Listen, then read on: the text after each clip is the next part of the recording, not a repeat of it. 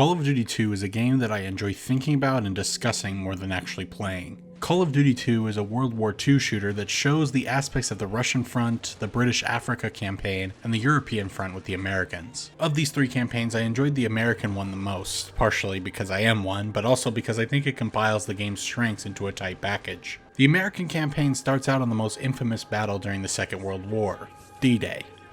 It doesn't take place on the beaches of Omaha, but rather Pointe du Hoc. This section of the game is also the one I want to discuss for the duration of this video, as it has caused more reflection and prompted more respect for me than any depiction of war ever has. When I was growing up, my parents were pretty loose with the media restrictions. I watched R-rated movies and played M-rated games, within reason, as young as like 5 years old. I distinctly remember my dad purchasing Halo Combat Evolved for our Xbox at the time and him telling me it was a, quote, dad game. He kicked me out of the game room and loaded it up. In what must have been less than an hour, he called me back into the room and put a controller in my hand and we played the entire game in co-op. I was like 4 or 5 at the time. I knew the game was magical, even back then, and to this day, Halo Combat Evolved is my favorite video game of all time. How does this all relate to Call of Duty 2? Well, I also watched Saving Private Ryan at a fairly young age.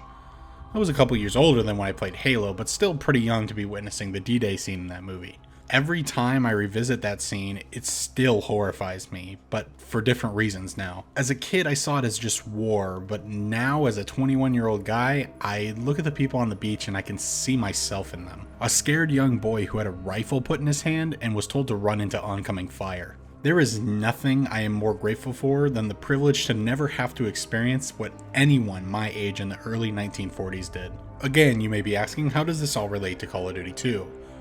Well, I played Call of Duty 2 around the year 2009, which means I would have been around 10 or 11 years old. And at the time, I saw the game as just a way to be a soldier during that crazy war scene from one of my favorite movies. Looking back on it, I think this is one of the only times in my life that I feel I was too young to play a game.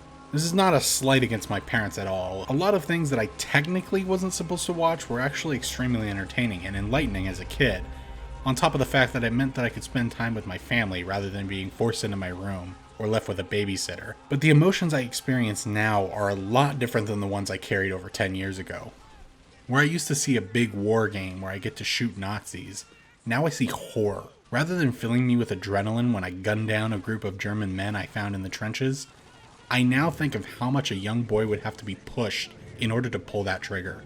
This isn't a horror game by any standard, but it made me feel dread like no horror game ever has. Call of Duty 2 is what I consider to be the closest game to capturing the D-Day scene in Saving Private Ryan, a scene that has been praised for its realism to the real war. Whereas Saving Private Ryan encapsulates what the war probably looked like, showing the blood, guts, and fear of the brave men on that beach, Call of Duty 2 encapsulates the feeling of the war. Due to the graphical limitations of the time, the game wasn't able to portray the true damage that machine gun fire could do to a person's body, but instead it does portray the confusion of war. As soon as you are let off the boat, you have to run around and try to find a rope to climb. Gunfire and screaming combine to make every moment filled with some sort of auditory stimuli. Crouching through the bunkers atop the hill makes for a nerve-wracking experience. Peeking your head out for just one moment brings out a fury of bullets from a German mounted machine gun. You feel trapped and even hesitant to move. It was a really fun gameplay section when I was a kid, but the fun part starts to deteriorate with age.